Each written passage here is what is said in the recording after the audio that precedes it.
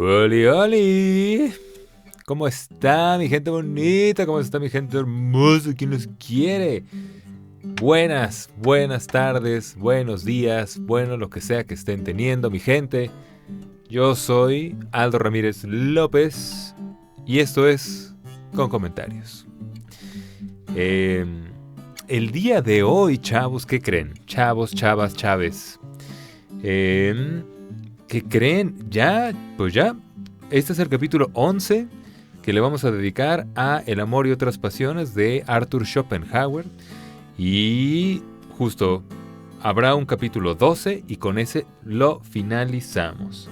La verdad es que no era un libro tan grande, pero pues sí me lo he llevado un poco lento. Le he sacado jugo y hago mucho comentario. Yo ya saben que para estar ahí hable y hable, pues se me da solo. Pero hoy, el día de hoy vamos a tocar dos temas que están muy interesantes. Pues recordemos, justo el libro se llama El amor y otras pasiones. Pasiones nunca lo define per se Arthur Schopenhauer, pero definitivamente pues son cosas que nos hacen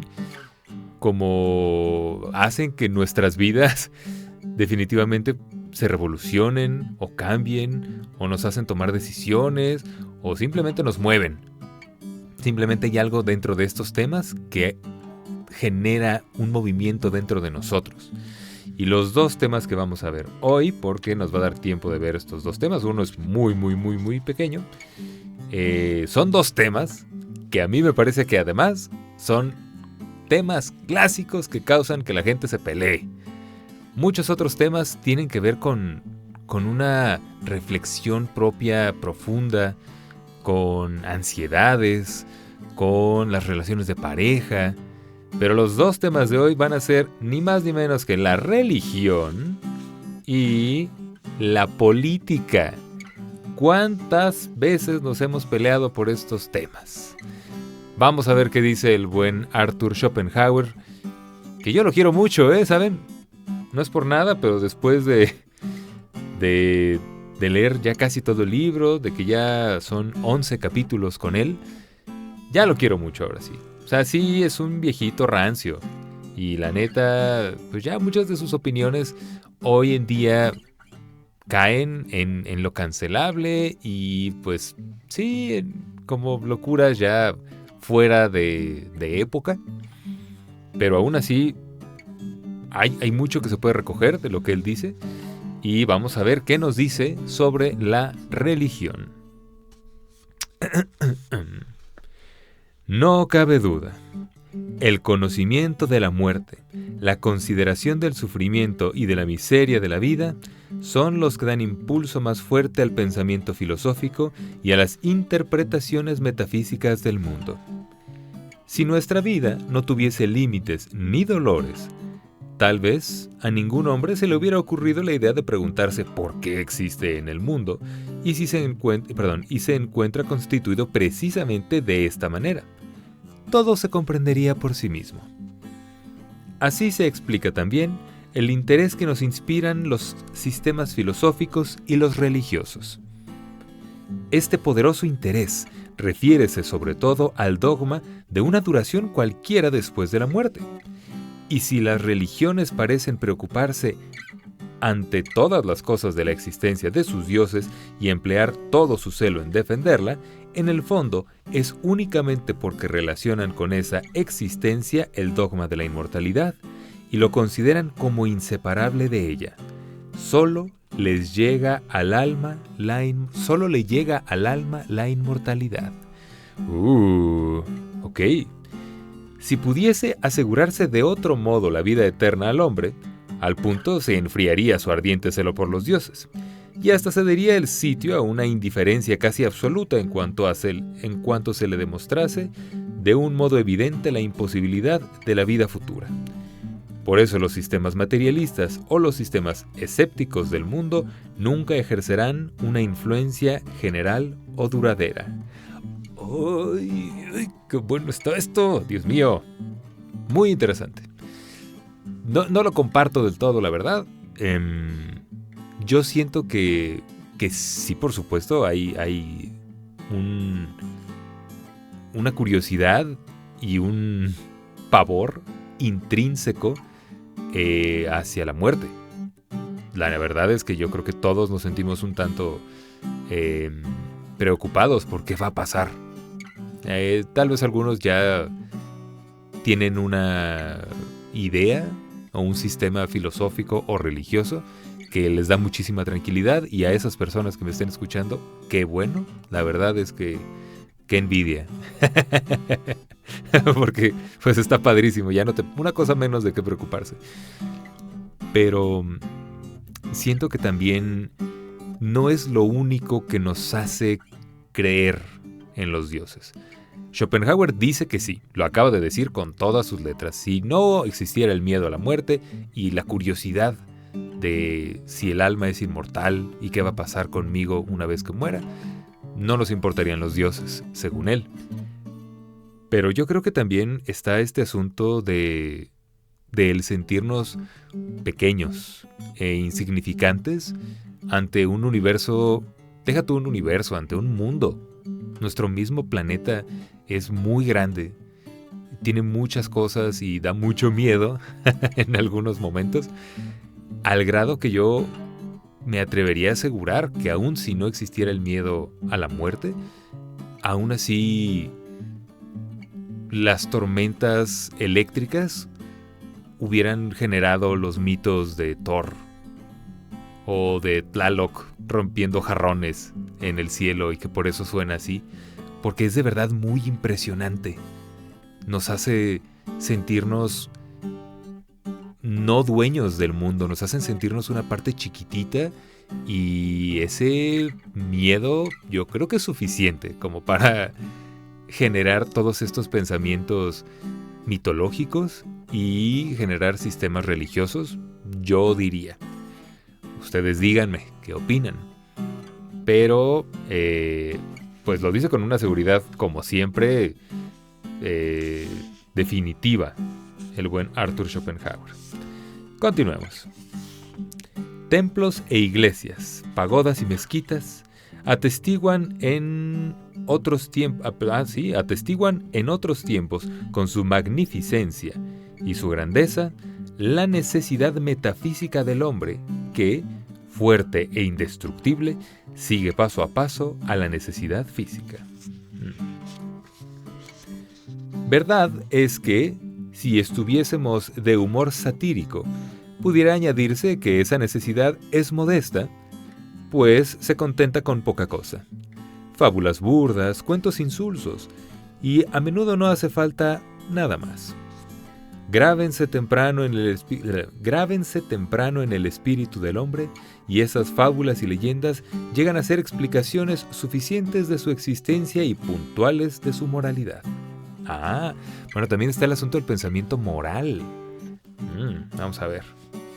Pensad, por ejemplo, en el Corán. Ese librejo. Desde ella empezó medio mal, ¿no? Tampoco hay que decir que unas cosas están bien y otras cosas están mal. Bueno, ese librejo ha bastado para fundar una religión que, difundida por el mundo, satisface la necesidad metafísica de millones de hombres desde hace 1200 años. Sirve de fundamento a su moral. Les inspira un gran desprecio de la muerte y entusiasmo para guerras sangrientas y vastas conquistas. En ese libro encontramos la más triste y miserable figura del deísmo. Tal vez haya perdido mucho en las traducciones, pero no he podido descubrir en él ni una sola idea de algún valor, lo cual prueba que la capacidad metafísica no va a la par de la necesidad metafísica. Caray. ¿Eso ustedes lo entendieron? Lo cual prueba que la capacidad metafísica no va a la par de la necesidad metafísica. No lo sé, ¿eh? No sé a qué se refiere. No he leído yo jamás el Corán, y como católico de nacimiento que soy, tampoco he leído la Biblia. he ido a misa, me han contado, pero pues nunca me he puesto a leer realmente la Biblia. No sé realmente qué diga el Corán, pero pues habla de guerras sangrientas y vastas conquistas. Pues eso también lo han hecho otras iglesias, ¿no? Otras religiones. Pero no sé, seguramente hay cosas padres en el Corán. Debe de decir cosas muy interesantes. Creo que muchos libros sagrados también tienden a tener muchas ideas anticuadas, justo que tienen que ver con,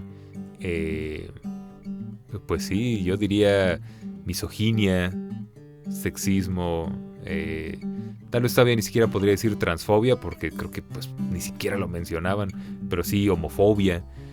Y siento que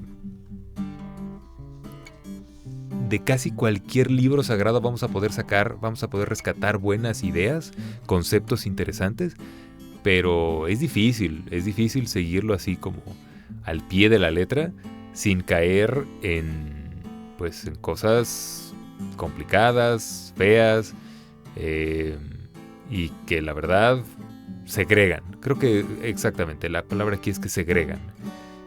Creo que en vez de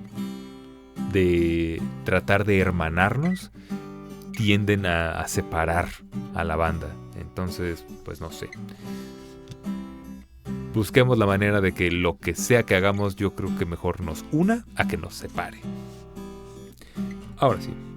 No contento con los cuidados, aflicciones y apuros que le impone el mundo real, el espíritu humano crea para sí otro mundo imaginario bajo la forma de 1000 supersticiones diversas. Estas le preocupan de todas maneras. Les consagra lo mejor de su tiempo y de sus fuerzas. En cuanto al mundo real, le permite un sosiego que no es capaz de saborear. Puede probarse este hecho, en su origen, en los pueblos que, situados bajo el cielo suave o sobre un cielo clemente, han tenido una existencia fácil, como los indostánicos. Después los griegos y los romanos, más tarde los italianos, los españoles, etc. El hombre se forja a su imagen demonios, dioses y santos, que exigen a cada momento sacrificios, rezos, ornamentos, votos formados o cumplidos, peregrinaciones, prosternamientos, cuadros, adornos, etc. Ficción y realidad se mezclan en su servicio y la ficción oscurece a la realidad. Ok. Todo suceso de la vida se acepta como una manifestación de su poder. Esto me recuerda mucho. No sé si vieron Avatar. Gran referencia, ¿eh?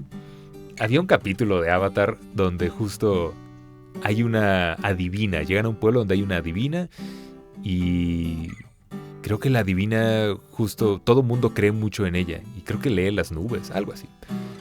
Pero justo a una persona le dice como, ¿vas a tener esos zapatos puestos? O mejor dicho, mientras tenga... ¿Cómo iba? Algo así como, vas a tener esos zapatos puestos cuando encuentres a tu verdadero amor. Y entonces esa persona nunca se quita esos zapatos. Entonces es... Pues sí, claro, es una predicción autocumplida, o cómo se le llamaría eso. Porque claro, si siempre usas esos zapatos, pues por supuesto que vas a conocer a la persona, tu amor ideal con esos zapatos, porque vas a conocer a todas las personas con esos zapatos. Entonces, creo que aquí justo habla de eso, de si tienes la suficiente creencia en algo, vas a poder encontrar cosas que afirmen esa creencia en todos los sucesos de tu vida. Y creo que ahí hay gran poder. Y de verdad gran poder que nos ayuda muchísimo, que nos hace ser buenas personas y que nos puede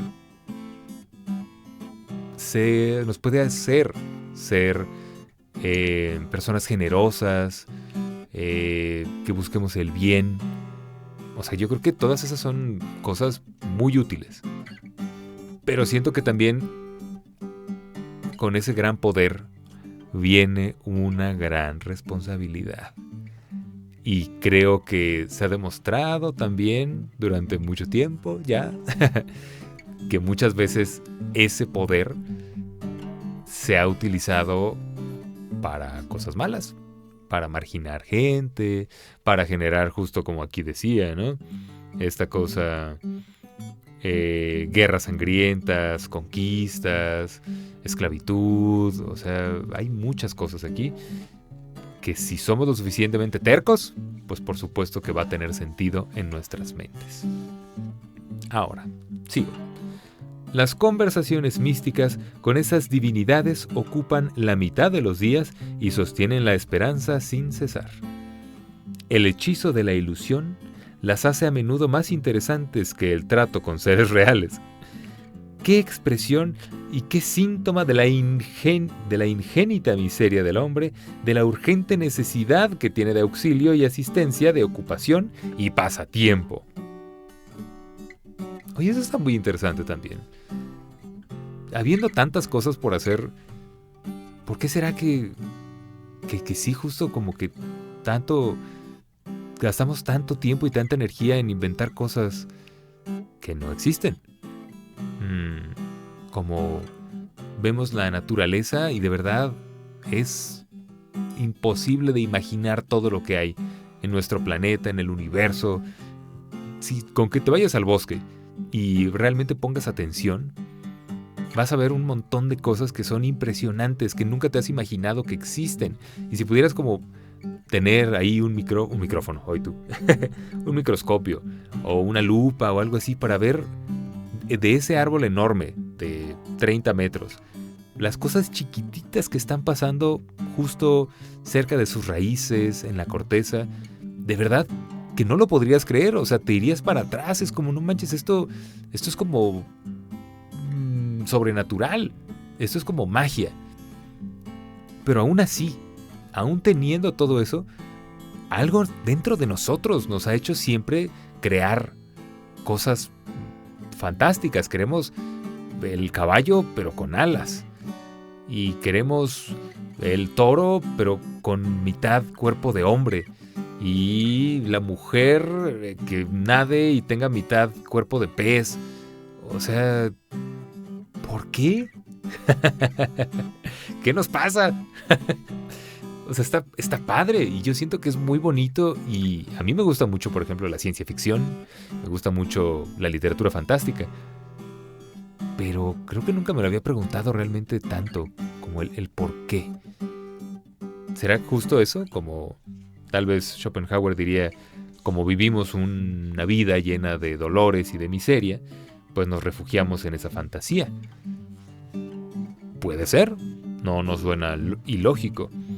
Pero de verdad, el mundo en el que vivimos es una locura por sí mismo.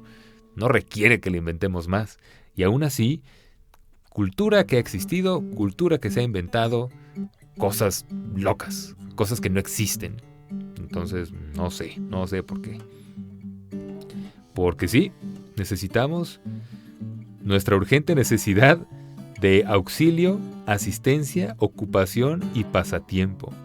Auxilio y asistencia te la creo más porque muchas veces es como, Dios de las cosechas, por favor, necesito cosechas para mantener a mi familia y a mi pueblo. Pero eso es cuando hay mucha necesidad. Pareciera que cuando no hay esa necesidad, pues necesitamos ahora pasatiempo y ocuparnos en algo. Entonces, qué raros somos los humanos, de verdad. Raros. Pero bueno, así hay que aceptarnos también. Continúo. Aun cuando pierda fuerzas útiles e instantes preciosos en vanas plegarias y en sacrificios vanos, en vez de ayudarse a sí mismo, si surgen de pronto riesgos imprevistos, no cesa, sin embargo, de ocuparse y distraerse en esta conversación fantástica con un mundo de espíritus soñados. Esta es la ventaja de las supersticiones, ventaja que es preciso no desdeñar. Sí, estoy completamente de acuerdo con eso. La verdad es que la generación de nuestro cerebro de todas estas ideas intangibles, de todos estos conceptos que son tan lejanos a la realidad, tan abstractos, también nos une. Y nos une cañón, o sea, puede hacer que justo... Ay, bueno, es que, a ver, yo acabo de decir, ¿verdad? Que qué padre, cosas que nos unan, pero también de pronto pasa de que, no, pues yo creo en el Dios conejo, y otros, no, yo creo en el Dios pato, y ya, de ahí ya hay bronca, ya no hay unión, ya es, hay que, pues no, a mí no me gusta tu Dios conejo, pues a mí no me gusta tu Dios pato, entonces no podemos ser amigos. Tal vez es más cuestión como de compartir lo que podamos compartir y no o desdeñar o criticar a las personas que no les gusta lo que nosotros les estamos compartiendo. No les tiene que encantar, no tiene por qué ser su favorito ni Dios conejo. Pero ¿cuánto conflicto no han creado esas cosas, eh? Ok. Para domeñar las almas bárbaras y apartarlas de la injusticia y de la crueldad, no es útil la verdad, porque no pueden concebirla. Lo útil es el error, un cuento, una parábola. De ahí procede la necesidad de enseñar una fe positiva. Ándale, ay, ¿a qué nos va a llevar esto? Cuando se comparan las prácticas de los fieles con la excelente moral que predica la religión cristiana, y más o menos toda religión, y nos imaginamos qué valdría esta moral si el brazo secular no impidiese los crímenes, y lo que tendríamos que temer si solo por un día se suprimiesen todas las leyes, no puede menos de confesarse que la acción de todas las religiones sobre la moralidad es realmente débil. Pues sí, más o menos. Hay un cómico gringo, un estandopero, que tiene un beat que empieza con algo así como: la ley contra los asesinatos es importante porque es la primera razón por la que la gente no asesina. O sea, sí es cierto que la moralidad juega un papel fuerte en nuestras vidas, pero la neta es que si no existieran las leyes y les temiéramos un poco, no sé qué pasaría. No estamos acostumbrados a regirnos por la moral, una moral que tenga que ver más como con ser empático con los demás, sino que nos mantiene relativamente buenas personas con otros seres humanos y con algunos animales. Tiene que ver más con el castigo de si nos pasamos de lanza. Entonces, sí, yo estoy de acuerdo aquí. La moralidad, confesarse que la acción de todas las religiones sobre la moralidad es realmente muy débil. En teoría, y en tanto que se aferra a las meditaciones piadosas, cada cual se cree firme en su fe. Pero los hechos son de dura piedra, de toque de todas nuestras convicciones. Pero los hechos son la dura piedra, de toque de todas nuestras convicciones. Cuando se llega a los hechos y hay que dar prueba de su fe con grande abnegación y duros sacrificios, entonces es cuando se ve aparecer toda su debilidad. Sí, claro, una cosa es decir y otra cosa es ya cuando te pasa, otra cosa es hacer y vivirlo. Cuando un hombre medita seriamente un delito, abre ya una brecha en la moralidad pura. La primera consideración que luego la detiene es la de la justicia y la policía. Si pasa adelante, esperando sustraerse a ellas, el segundo obstáculo que se presenta entonces es la cuestión de honor. Si se franquea, puede apostarse casi sobre seguro que después de haber triunfado de esas dos poderosas resistencias, un dogma religioso cualquiera no tendrá fuerza suficiente para impedirle obrar. Porque si un peligro próximo y seguro no espanta, ¿por qué se dejaría refrenar por un riesgo remoto o que solo se funda en la fe? Pues sí, esto es exactamente lo que dice este vato comediante. O sea, si no existiera la ley que me prohíbe golpear a alguien en la vía pública, y justo este vato dice, pues la gente se golpearía todo el tiempo. Es más, la gente que no se golpea en la calle sería mal vista, sería como, ¿qué te pasa? Y aquí es exactamente lo mismo. O sea, sí, los frenos que tenemos ponen a la moralidad hasta el final, y la moral religiosa más que nada. Primero es la justicia, la ley y la policía.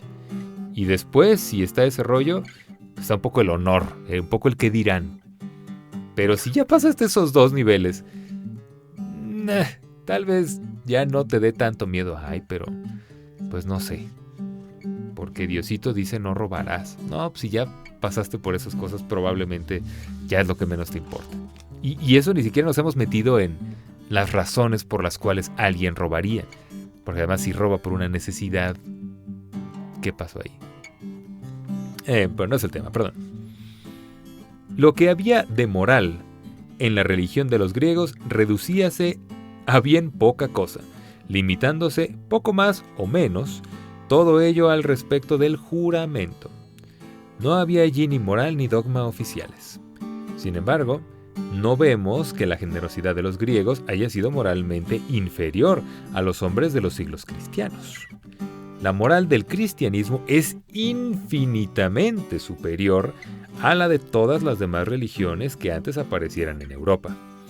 Pero, ¿quién podría creer que la moralidad de los europeos haya mejorado en la misma proporción, ni siquiera que sea actualmente superior a la de los otros países? Esto sería un gran error.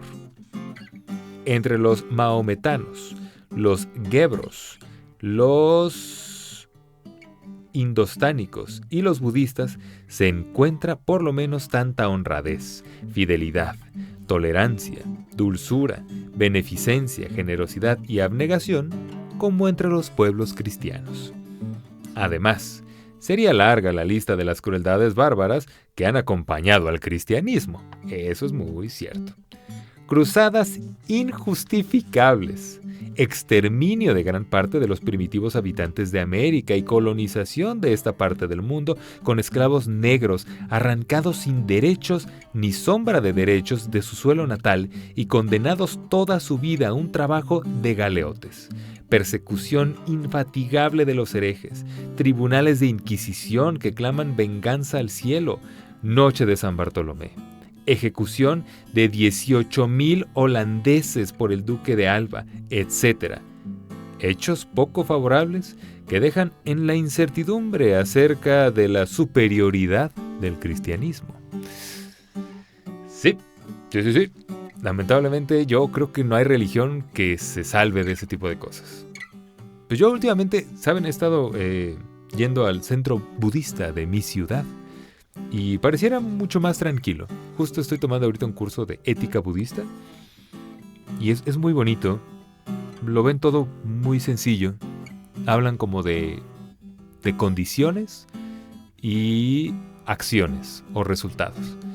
Y que justo como que todas nuestras acciones están fundadas en condiciones originales que hay. Y entonces luego nuestras acciones generan nuevas condiciones. Entonces ellos dicen, ni te hagas bolas, carnal. Es muy fácil. Si haces acciones buenas, estás generando las condiciones para nuevas acciones buenas. Y así de fácil. Acaba de pasar mi mamá. Muchas gracias. Me trajo un refresquito. Masit, lo vas a escuchar este programa después. Te quiero mucho. Y eso es también un poco el concepto de karma del budismo. Tiene que ver con que tus acciones van a tener una repercusión. Y hay un karma del hinduismo que tiene que ver mucho más con ya esta parte de si vas a reencarnar tal vez en algún otro ser y de que tal vez te vuelvas una planta o un pez o un dios. el budismo siento que se clava mucho más en la vida diaria, en lo que es ser un humano y en tratar de eliminar el deseo. Y justo pues hay acciones más que buenas o malas, hay acciones torpes y hay acciones hábiles, y creo que eso hace que también sea más sencillo que no haya estas cruzadas terribles, porque pues son cosas hasta cierto punto obvias, pero que no dejan realmente afuera a nadie, porque es más o menos obvio que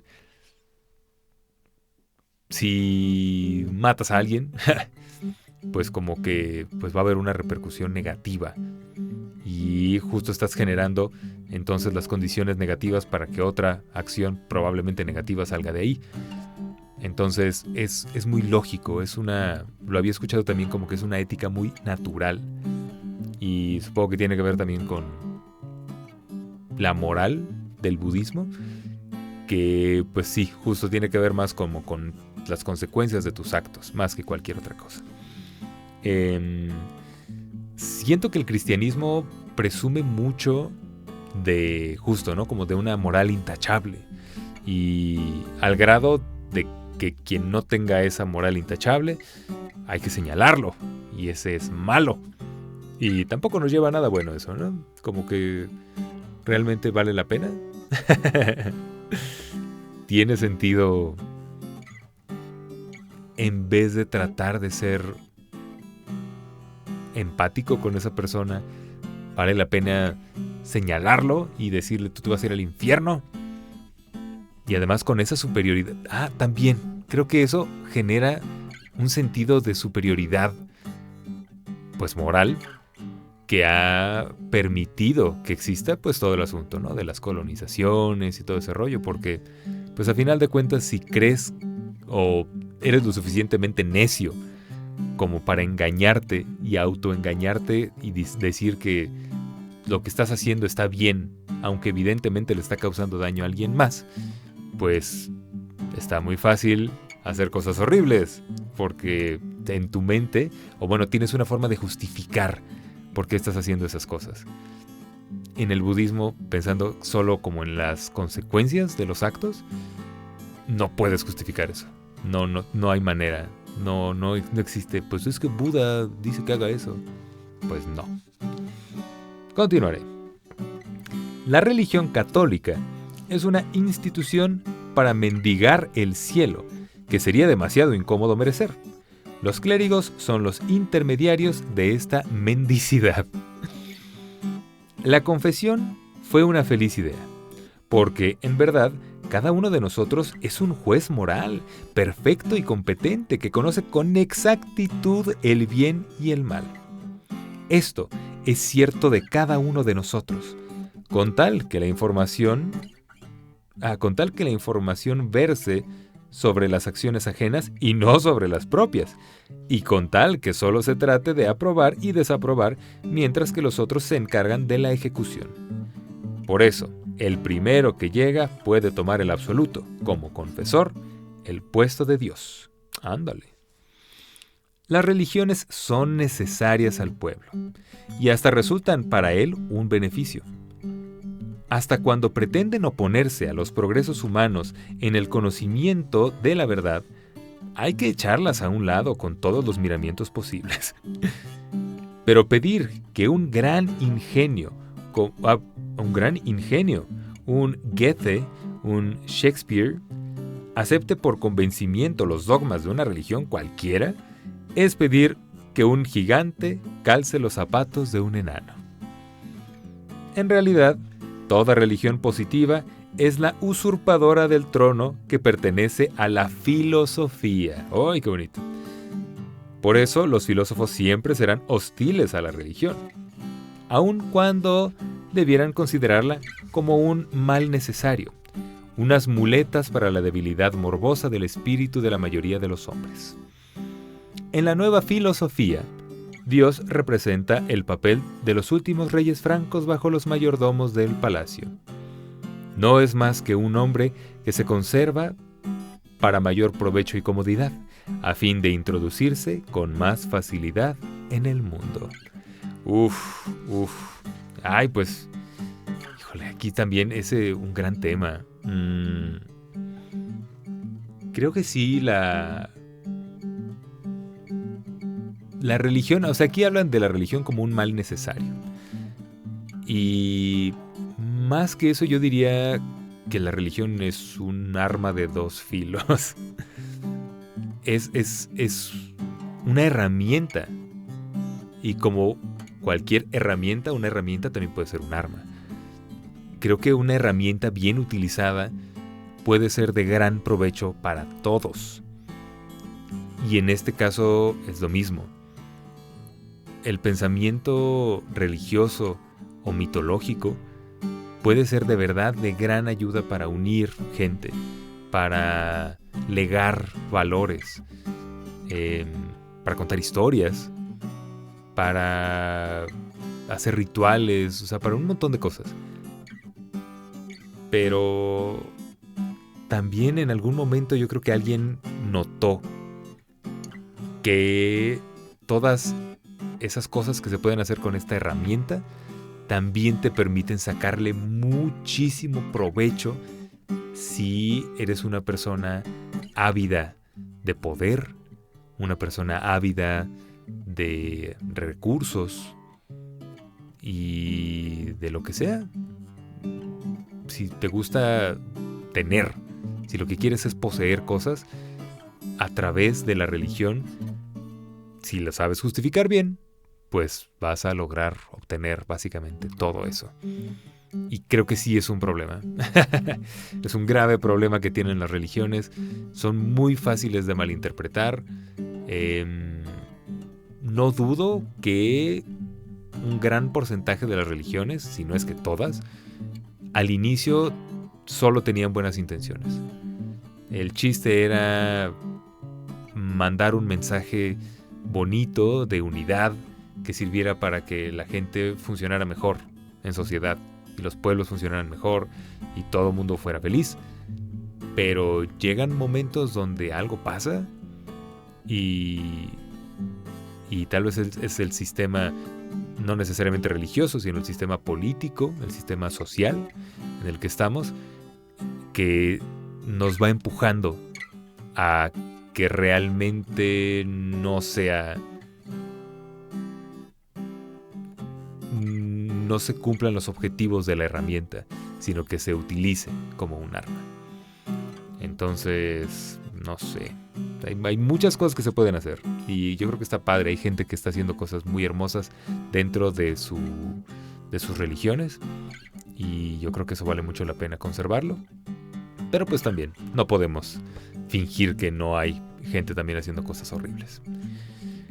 Y bueno, así termina. Es un capítulo muy muy cortito, el de la religión. Y si eso les pareció cortito, nos vamos a la política, que es aún más corto. Yo creo que Schopenhauer, si bien le quiso dedicar poquito tiempo a la religión, porque él no creo que se considere muy religioso, menos se consideraba político, porque si lo que dice son 2 páginas, nos va a dar muy bien tiempo de acabar este. Venga, ahora sí. Bueno, también, ¿ustedes qué opinan de la religión? ¿Practican alguna religión? Siento que también cada vez menos personas practican realmente una religión como con todo lo que conlleva, con todo el ritual y con el cumplimiento ciego de sus lineamientos. Siento que algunas personas simplemente se han alejado de esa como espiritualidad, que también no lo veo yo como algo tan bueno, pero sí creo que es algo que está pasando en el mundo ahorita. Y siento que a veces hasta nos sentimos como más, yo soy muy listo, porque yo no estoy dentro de esas religiones y yo no voy a permitir que me digan qué hacer. Pero también a veces estar demasiado alejado de la parte espiritual, que yo creo que sí existe una parte espiritual dentro de todos nosotros, también nos puede hacer sentir muy perdidos, muy tristes. muy pues desencantados de este mundo que es tan hermoso, pero aún así nos da miedo, porque sí, también, sí, así empezaba el capítulo. ¿Qué va a pasar? ¿Qué va a pasar cuando ya no estemos en este mundo? Entonces, bueno, ustedes díganme, ¿practican alguna religión? ¿Tienen un punto de vista distinto de su religión a las demás religiones? ¿O les es fácil decir, yo creo que todos estamos haciendo algo que es bueno por el mundo? Déjenlo, por favor, en los comentarios. Ahora sí, la política. Minuto 40, muy bien. La política. El Estado no es más que el bozal que tiene por objeto volver inofensivo a ese animal carnicero, el hombre, y hacer de suerte que tenga el aspecto de un herbívoro. ¡Wow! No manches. Esta primera frase es la premisa de Zootopia. No sé si vieron Zootopia, pero gran película. No vi Zootopia 2, pero Zootopia 1 me gustó mucho. Y es justo esto, es como vamos a hacer que disfrazar a los carnívoros, que no se vean que son tan malos, que no se vea que vamos a ponerles como unas ciertas trabas, ya sea genéticas o de hormonales o lo que sea, para que no sean agresivos. Y aparentemente eso es la política para el mismísimo Schopenhauer. El hombre es en el fondo un animal salvaje, una fiera. No lo conocemos sino domado, enjaulado en ese estado que se llama civilización. Pero por eso, retrocederemos con terror ante las explosiones accidentales de su naturaleza.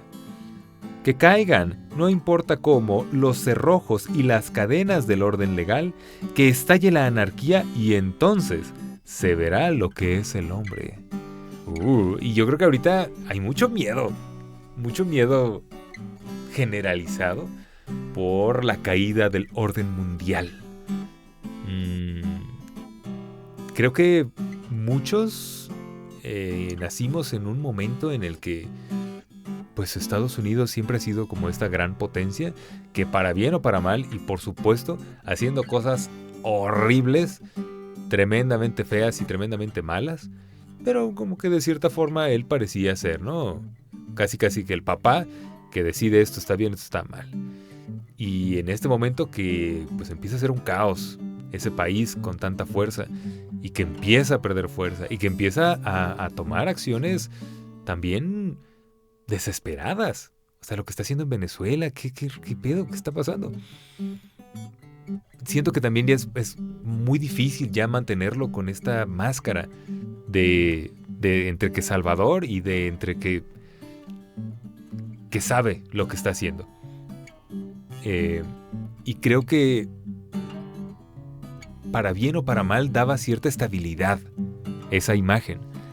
Perder esa imagen, yo creo que a muchos nos hace pensar, órale, ¿qué va a pasar? ¿Qué sucederá?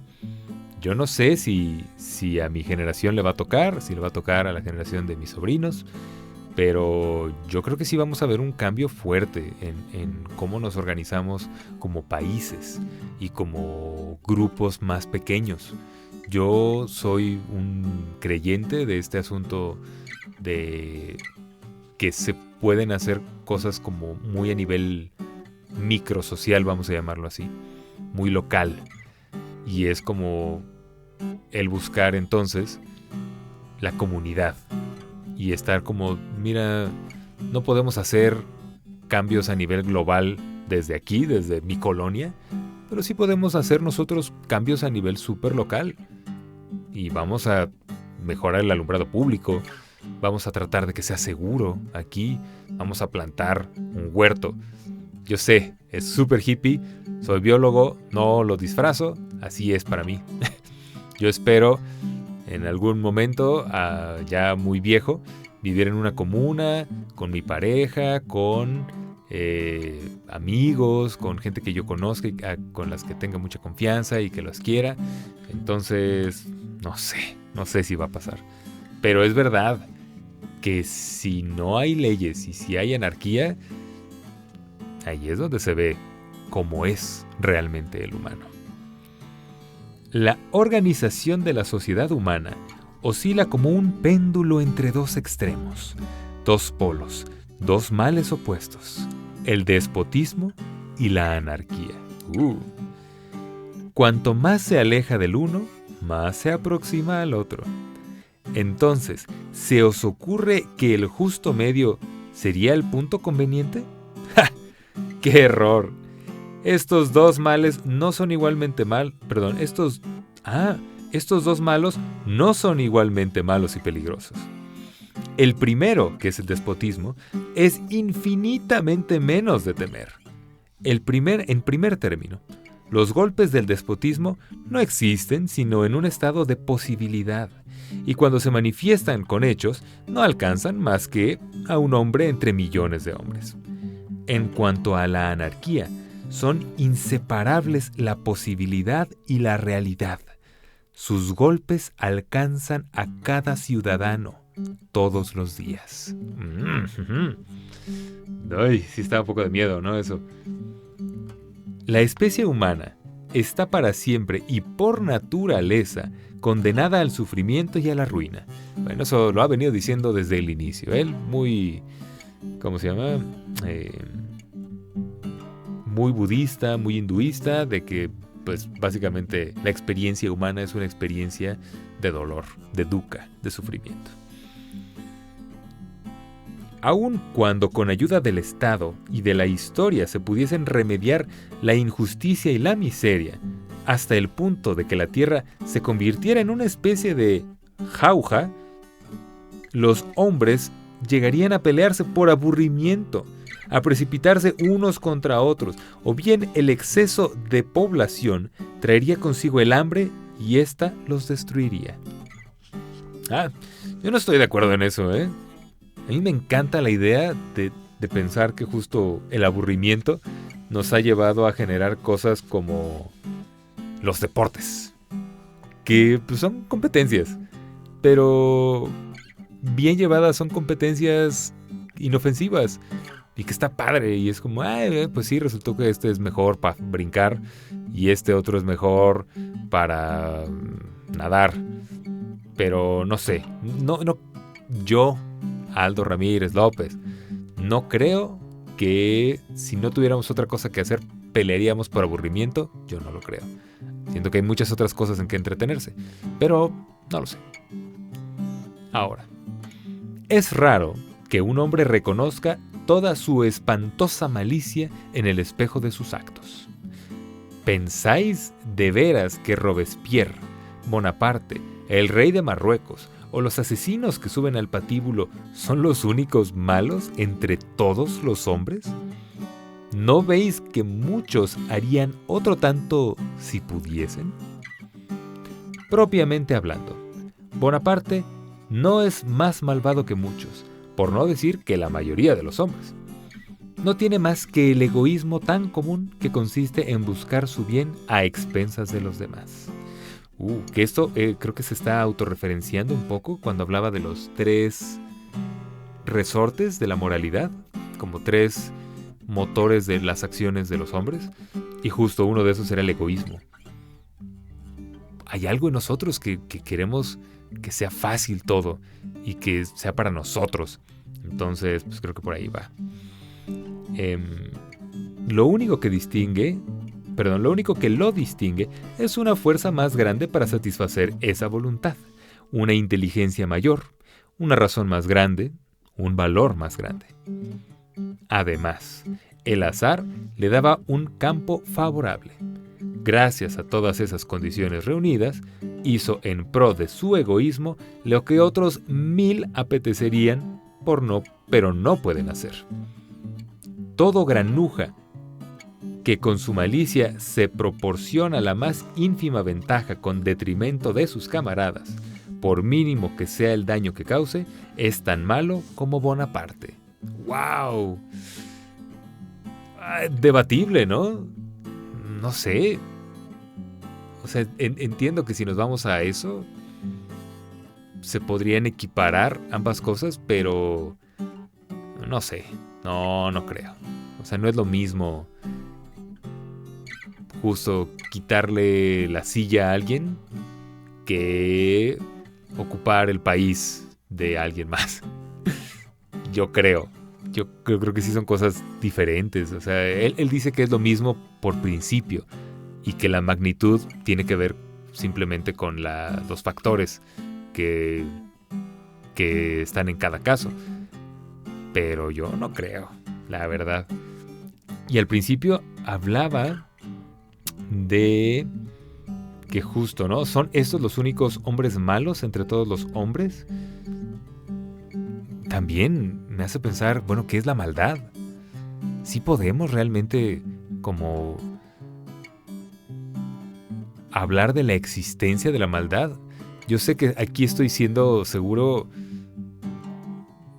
extremadamente ingenuo y optimista, porque no he visto yo nunca como esa maldad real, o sea, alguien haciendo algo terrible.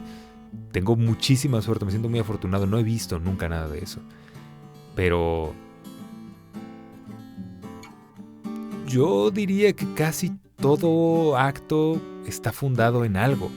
O sea, no creo que sea alguien malo porque es malo, que alguien solo quiera matar por matar o robar por robar, sino que detrás de eso tiene que ver esto también con la ética budista, que detrás de eso hay condiciones, hay unas condiciones que están haciendo que esta persona haga estas acciones torpes, pero no sé cuáles son. O sea, no podría realmente yo ahorita decir, y sí, no sé, regresamos a su infancia y lo escogemos para el equipo de fútbol, no va a hacer estas atrocidades. Pues no lo sé, no sé si se pueda, no creo.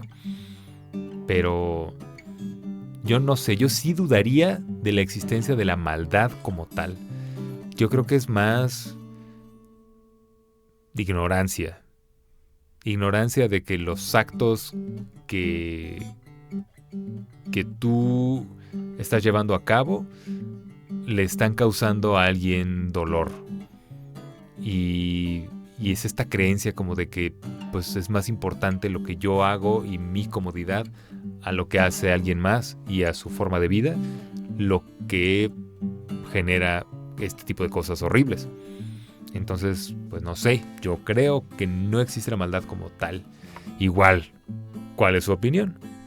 Creo que sí estoy viéndome yo muy ositos cariñositos y todo el rollo, pero no sé, ustedes me dirán. Si gustáis de planes utópicos, os diré que la única solución del problema político y social sería el despotismo de los sabios y de los justos, de una aristocracia pura y verdadera, obtenida mediante la generación de la unión de los hombres de sentimientos más generosos con las mujeres más inteligentes y agudas. Esta proposición es mi utopía y mi república de Platón. ¡Oh, wow! ¡Qué forma de terminar! Porque con eso justo terminamos este capítulo. Sí había escuchado eso. Creo que se lo escuché a este cuate Mateus Rusarín en un podcast, y justo hablaba de que Platón y creo que Aristóteles, ellos veían la democracia como un sistema que no funcionaba. O sea, un sistema, no quisiera decir malo necesariamente, pero sí es un sistema que es fallido, no es un buen sistema. Y lo que ellos decían era que había que tener un rey filósofo, que es básicamente lo que acaba de decir Schopenhauer.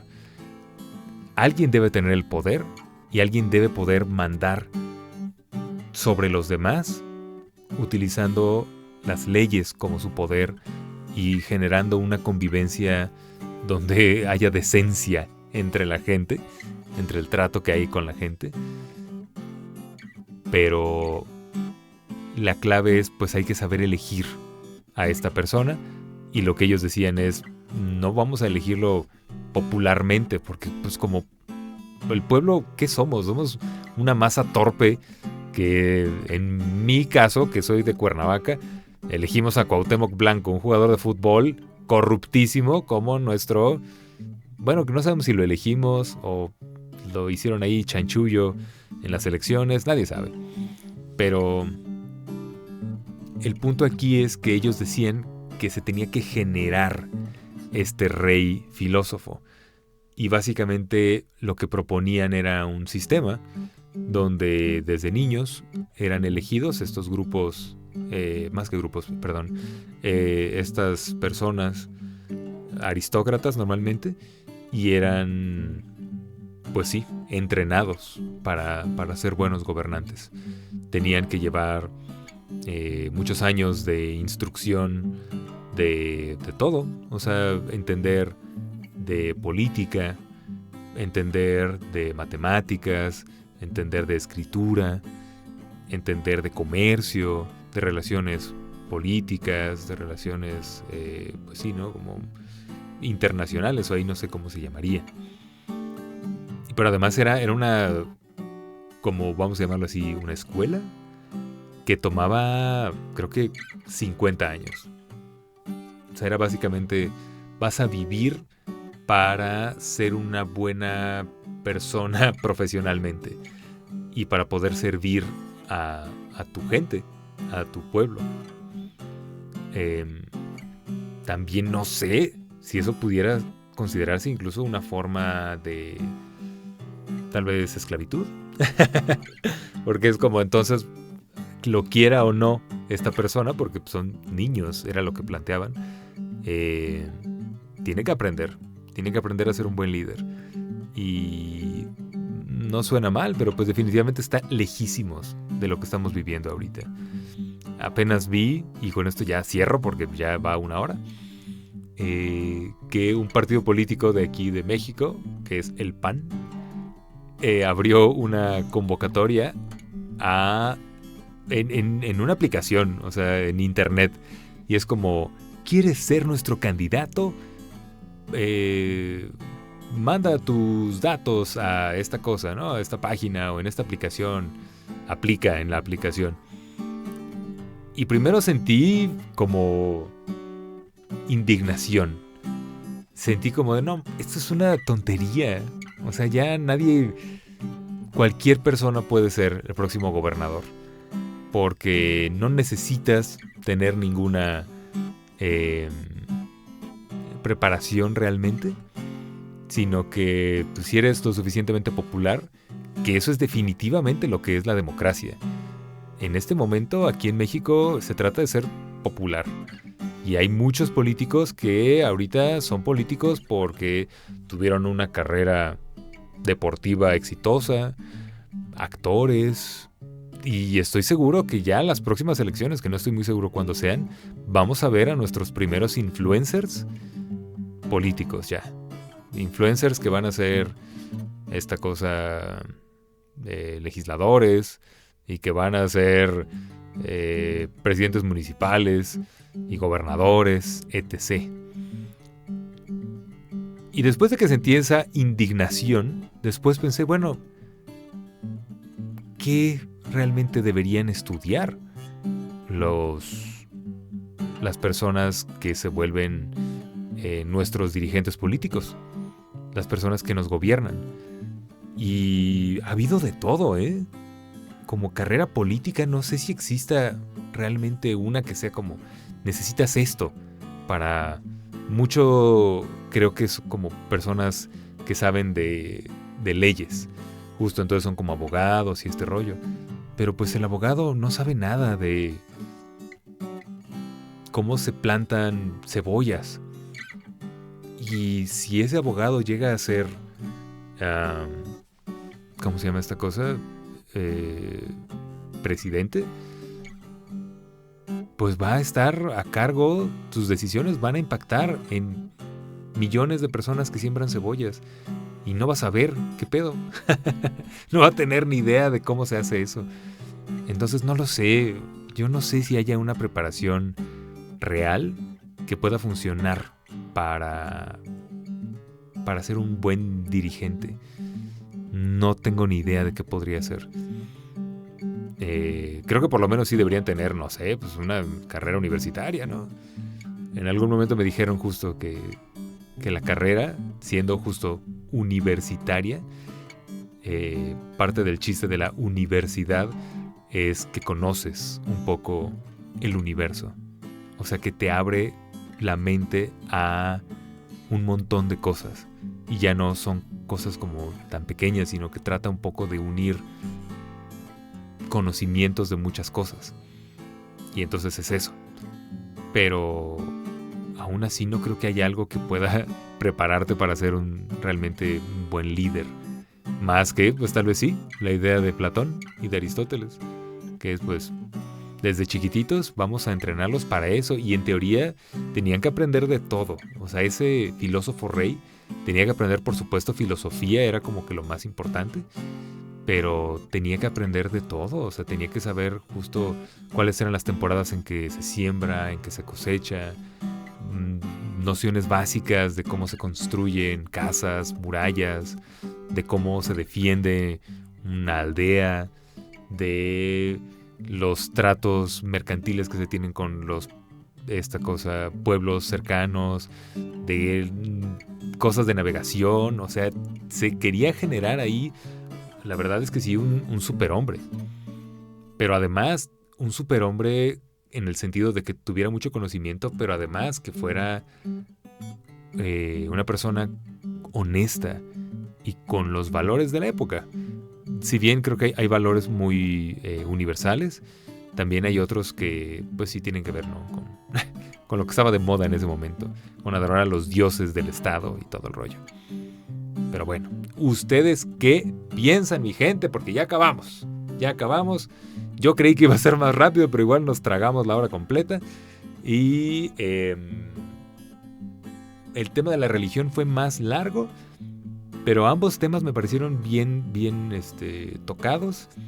Me parecieron muy interesantes. Ambos, insisto, temas que suelen generar mucha controversia. Creo que los supo tocar muy bien Arthur Schopenhauer en su libro. ¿Qué opinan de la política? ¿Ustedes creen que la política como se está llevando en este momento en sus países va para largo?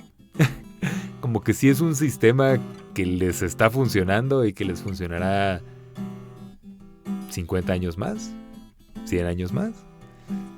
Yo no sé. Yo como que estoy empezando a dudarlo. Siento que no tardaremos mucho en empezar a buscar generar unidades de gobierno mucho más pequeñas, donde sí nos sintamos escuchados. Creo que ahorita es tan grande todo que nadie sabe, nadie se entera, hay mucha impunidad y no se está logrando como realmente manejar bien todo un país. Yo creo. Evidentemente, soy el biólogo que está hablando, el biólogo actor de doblaje que está hablando de filosofía y de política. Entonces, sí, háganme caso con pincitas. Mientras tanto, mi gente, yo los dejo. Fue un placer inenarrable estar aquí con ustedes. Pásensela muy bien y les mando un gran abrazo. Los quiero mucho a todos. Se despide Aldo Ramírez López, mi gente.